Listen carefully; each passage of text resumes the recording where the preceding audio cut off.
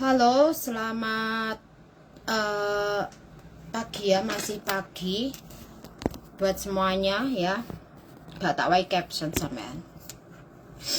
Oke, well, lagi rame masalah berita yang ada di TVB semalam ya. Saya tak ngejak Bu Tommy.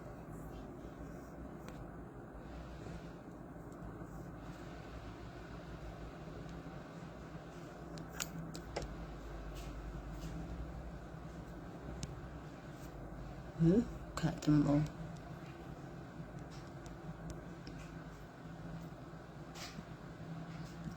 Oke, di sini saya mau membahas masalah berita yang kali ini teman-teman masih ramaikan di Facebook ya. Kali ini sebenarnya apa sih yang diramaikan berita kemarin itu? Kedatangan Bu Menteri ke Hong Kong ya. Saya nggak tahu karena beliau datangnya itu sebagai caleg, menteri, ataukah kunjungan, saya juga kurang tahu. Tetapi efek yang beliau berikan adalah satu, beliau menginginkan pemerintah Hong Kong menerapkan zero cost, yang artinya majikan wajib membiayai keseluruhan proses termasuk training cost atau biaya training bagi calon pekerja. Jadi majikan ini akan dibebani pembiayaan perekrutan bagi calon pekerja. Nah, pertanyaan saya, Bu Menteri ini tahu tidak sih sebenarnya kondisi di Hong Kong itu seperti apa? Ekonomi di Hong Kong itu seperti apa? Termasuk Pak Benny Ramdhani ini tahu enggak sih? Gitu loh. Kita harusnya bukan hanya melihat dari kepentingan untuk negara kita sendiri atau untuk PRT itu sendiri. Siapa sih yang gak pengen diwe gratisan? Aku pun yo gelem, gak usah bayar, semuanya juga mau, ya kan? Tetapi di sini masalahnya bukan berapa besar biaya yang dikeluarkan, atau haruskah PRT membayar, ataukah dibebankan ke majikan. Catat ya, bukan ini. Poinnya sebenarnya bukan ini. Yang saya harapkan kepada pemerintah Indonesia, terutama Kemenaker dan juga BP2MI, lebih lagi mengkaji banyak hal, terutama sistem dan prosedur negara tujuan. Karena zero cost ini tidak bisa diterapkan di Hong Kong, tetapi untuk Singapura sama Malaysia sebenarnya bisa. Singapura karena apa? Pihak pemerintah tidak pernah intervensi tentang biaya yang dikeluarkan oleh majikan untuk mengambil pembantu jika kamu menggunakan agensi. Sementara di Hong Kong itu membutuhkan agensi, dikarenakan kontrak kerja kita wajib di-approve melalui konsulat. Dan seluruh proses ini memang sudah menjadi bagian dari negara Hong Kong. Yang sebenarnya boleh tidak sih menggunakan agensi di Hong Kong atau tidak menggunakan agensi? Aslinya imigrasi juga don't care kowe nganggo agensi atau kamu datang sendiri juga ndak ambil pusing. Karena apa? Pada dasarnya kontrak kerja itu perjanjian legal kedua pihak antara pekerja dengan majikan, agen maupun yang lainnya adalah saksi. Yang ngecop tetap imigrasi. Jadi ini bedanya ya. Jadi imigrasi itu nggak mau tahu sebenarnya. Karena apa? Itu sudah menjadi internal Anda, persetujuan kedua belah pihak antara majikan dengan pekerja. Imigrasi mau ngewahi visa. Persyaratanmu lengkap, sesuai dengan dokumen yang diperlukan, untuk legalitas, formalitas, ya sudah, visa lolos. Jadi tidak ada hubungannya dengan weh ngentekne biaya piro juga pembantu iki, nggak ngurus. Ya. Karena terus di sini pemerintah Indonesia salah paham dengan kontrak kerja nomor 8.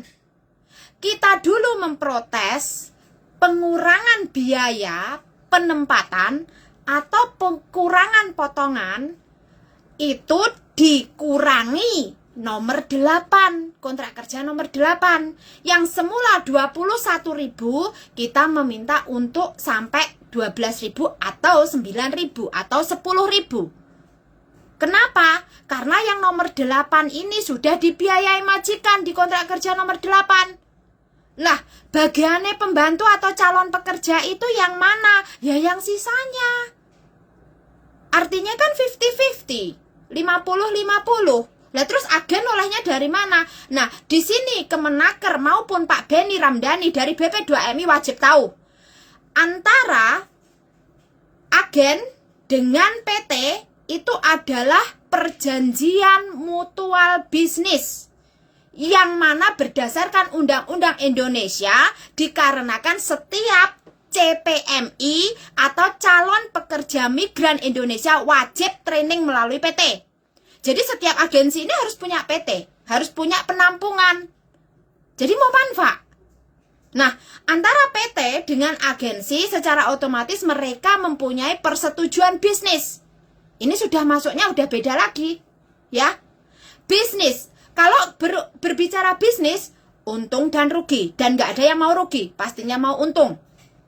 Dalam hal ini artinya joint venture. Joint venture artinya dividen. Bagi hasil, bagi untung. Ya kuwi urusane agen sama PT. Itu di luar urusan calon pekerja. Nah, calon pekerja urusannya apa? Calon pekerja urusannya adalah membiayai dokumen yang dia butuhkan sendiri karena dia mau bekerja. Seperti layaknya orang mau sekolah. Orang mau sekolah itu kan ya bayar, mana ada sekolah gratis.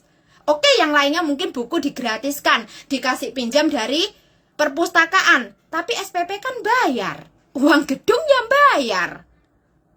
Lah nek ora gurune dibayari apa? Sama.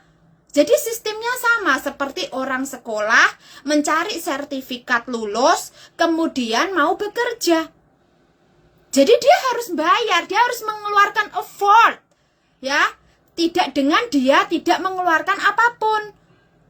Lah kalau dibikin katakan majikan wajib membiayai si A. Majikan wajib membiayai si A ya. Terus si A ini akhirnya dia harus dibentuk sesuai dengan majikan. Ekspektasi majikan adalah saya sudah membayar kamu untuk biaya training kamu. Jadi kamu harus memberikan hasil yang maksimal sesuai mau saya. Bisa diterima tidak? Jadi artinya kamu itu sudah didesain oleh majikan ini. Maunya majikan ini karena saya sudah membiayai kayak malih tes privat. Jadi malih kayak sekolah privat. Jadi bukan lagi secara general, secara universal, wong Arab kerja ki memang dia harus punya skill sendiri. Nah, masalah nanti sampai di negara tujuan dan dengan majikan, itu bagaimana kalian menyesuaikan kesepakatan berikutnya di saat kalian bekerja di tempat kerja. Kontrak kerja adalah peraturan formalitas. Tetapi sistem kerja kita itu kekeluargaan dan fleksibilitas. Jadi kenapa masih ada yang Cece liburmu nggak hari Minggu, Cece liburmu hari Senin, Cece kamu kalau libur bisa nggak bantu sedikit saja. Itu kan namanya kekeluargaan sistem kerja, formalitasnya kontrak kerja mengatur peraturan kerja. Jadi dua hal yang berbeda. Sementara di Hong Kong sudah menerapkan biaya atau komisi agensi tidak boleh dari 10% dari gaji pertama. Itu pun nggak boleh dibayar di muka. Itu harus dibayar setelah Anda masuk kerja dapat gaji 1 bulan. 10%-nya baru Anda kasih ke agen. Itu sebenarnya. Ya, jadi paham tidak? Di sini kan pemerintah Indonesia yang memang dari kemarin waktu saya di forum 2 kali dengan UAD, jawaban saya sama. Indonesia terlalu egois, terlalu kaku, kurang memahami peraturan negara tujuan dan sistem negara tujuan. Negara tujuan lebih melindungi hak-hak pekerja, tapi negara kita seolah merampas dan melemahkannya. Karena apa? PMI itu tidak dididik untuk tahu diri. PMI itu tidak dididik untuk menghadapi situasi kerja. PMI hanya dididik untuk apa? Kon bayar potongan. Kowe tak proses, kowe rasah ngerti liya-liyane. Nek eneng apa-apa hubungono agensi. Selesai. Terus butuh kowe dipakani gajimu lancar, kowe dikapak-kapak nih menengo. Gak perlu kowe ngerti sini kontrak kerja. Gak perlu kowe ngerti piye carane melawan. Itu kan yang selama ini terjadi. Dan akhirnya mereka yang merasa zero cost sakarepe dhewe. Kan aku ra potongan, Mbak. Kan aku running PT, Mbak. Ya, aku kan bisa mutus kapan saja. Tapi kowe goblok dibeli itu IBP2MI. Karena apa? Kamu tetap tercatat di sistem online yang notabene kowe yo ora iso pindah agen. Podo kan? Kenapa kalian mau dimanipulasi karo press conference Pak Beni? Hah? Logika. Kalian tak ajak berpikir untuk logika, kalian tak ajak berpikir untuk kritis, bukan karena kita melawan pemerintah, tapi kita melawan sistem yang tidak tepat atau kurang tepat yang harus kita luruskan. Jadi bukan kita anti pemerintah, tidak. Dan KJRI hanya menjalankan amanat undang-undang yang ditekan. Karena apa? Menaker sama BP2MI ngerti nih, kowe kudu njalak nih, kowe kudu mensukseskan. Piye caramu aku kurang ngerti. Itu kan tugasmu. Kalian ditugaskan di sini untuk apa? Kan seperti itu jadinya. Kalau gitu kan ya nggak tepat toh. Pernah nggak duduk bareng? Saya pernah loh mengusulkan ke Bu Esi, Bu duduk bareng PMI, individu, asosiasi PMI, asosiasi majikan, asosiasi agensi, dan KJRI. Kita duduk berlima. Pernah saya mengusulkan itu. Sampai sekarang apa? Nggak ada. Nggak ada. Respon nggak ada. Kenapa kita perlu duduk bareng? Ya dikarenakan kita itu butuh perspektif masing-masing.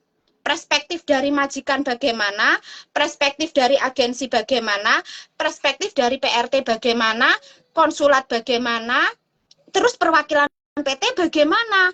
Jadi biar kita itu menemukan solusi, kita diskusi. Jadi bukan pengennya untung dewe, ya kabeh pengennya untung dewe. Tapi kan bisnis ini, sistem ini kan harus menguntungkan beberapa pihak.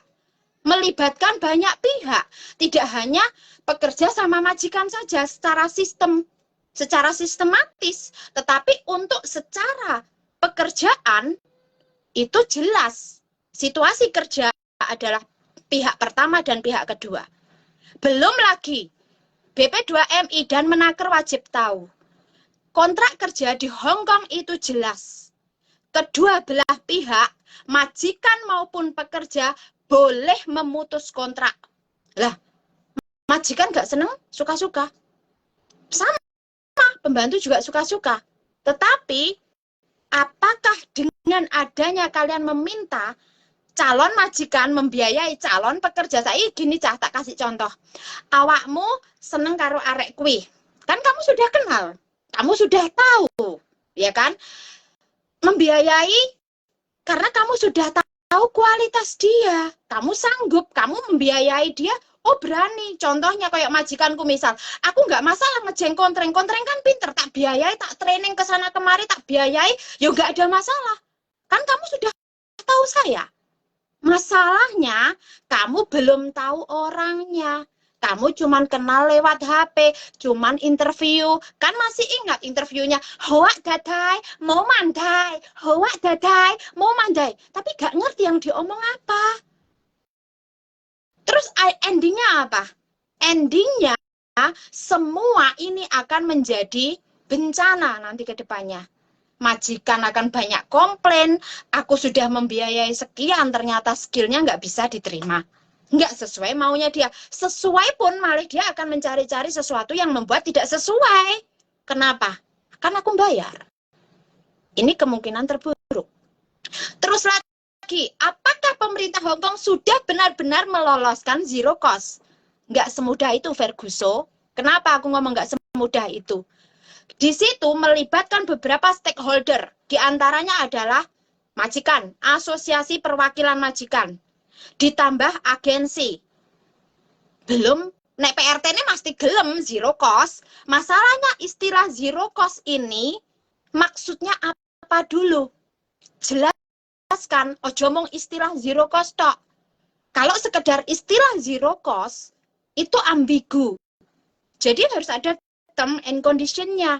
Misal, maksudnya zero cost ini, si anak mengeluarkan dulu di PT uangnya, tapi harus ada kwitansi.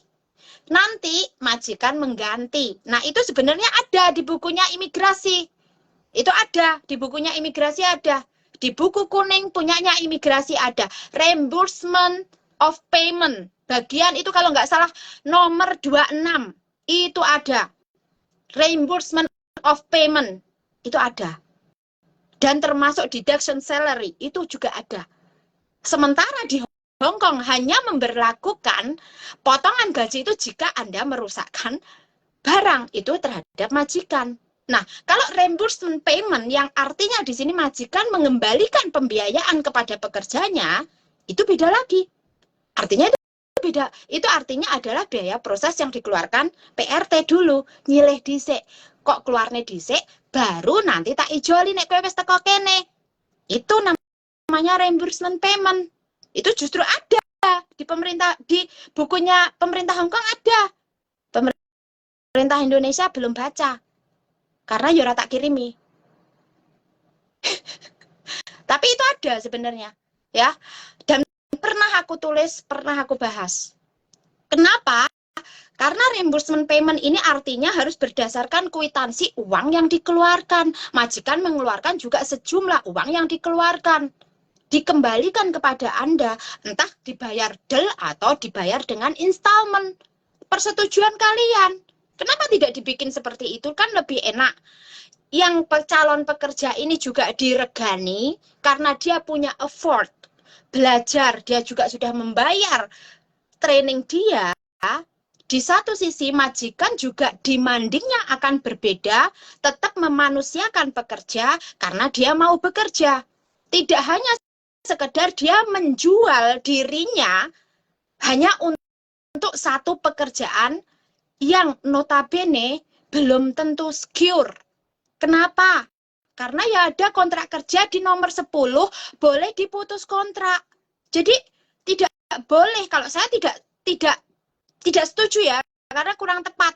Istilah itu mempengaruhi mindset atau persepsi orang tersebut. Karena istilah Anda yang salah, persepsi orang pun juga salah.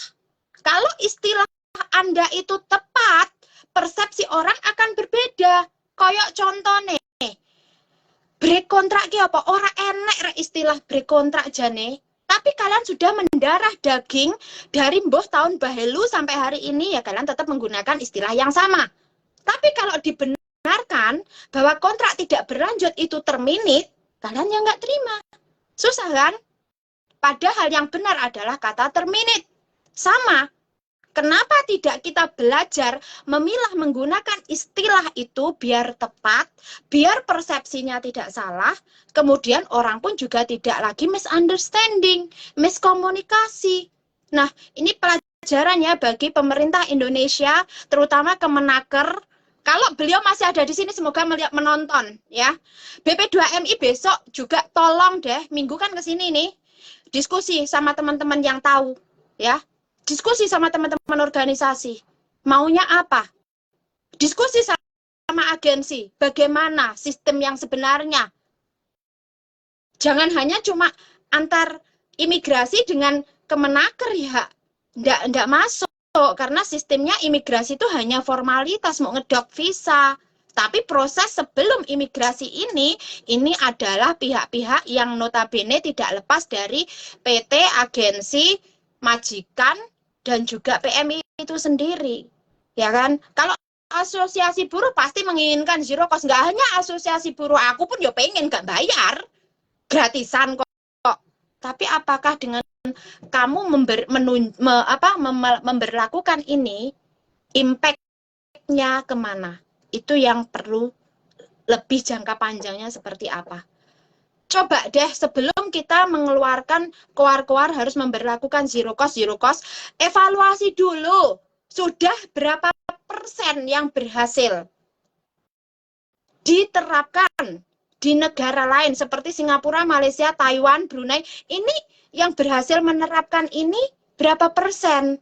Efeknya apa? Di pekerjaan sektor bidang apa? Formalkah, informalkah? Nah, ini tugasnya BP2MI sama Kemenaker. Harus duduk bareng. Tapi yang saya lihat dari dahulu Kemenaker dengan BP2MI selalu begini.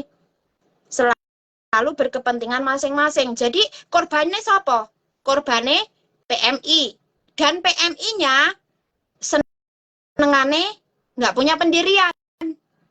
Ya kan, PMI-nya nggak punya pendirian. PMI-nya selalu sing viral kae melok kae, sing ketoke apik kae, sing ketoke mumbul kae. Kalian itu mudah sekali untuk dimanipulasi gitu loh. Jadi kalian kalau disuruh belajar peraturan, kebijakan, tatanan, munine piye? Dapuramu mung babu, kowe ngatur negara, dapuramu mung babu, kowe ngatur pemerintah. Justru kamu itu punya hak, Mbak. Kamu itu punya hak memberikan suara kalian, pendapat kalian, karena kalian bukan korban. Kalian itu pelaku, tapi kalian selalu dijadikan korban. Jadi makanya aku ngomong, ojo goblok. Tapi nek kowe sik pengen goblok kuwi urusan kamu. Ra gelem diomong goblok ya belajar. Lah kok melok pekok kabeh. Wes, saat ini nanti tak tulis, tak unggah ning Google, muga-muga didelok pusat ya. Sistem yang diperbaiki itu sistem yang menguntungkan kedua pihak, bukan hanya sepihak. Kalau hanya memikirkan sepihak saja, tidak akan pernah terjadi. Itu saran saya. Terima kasih.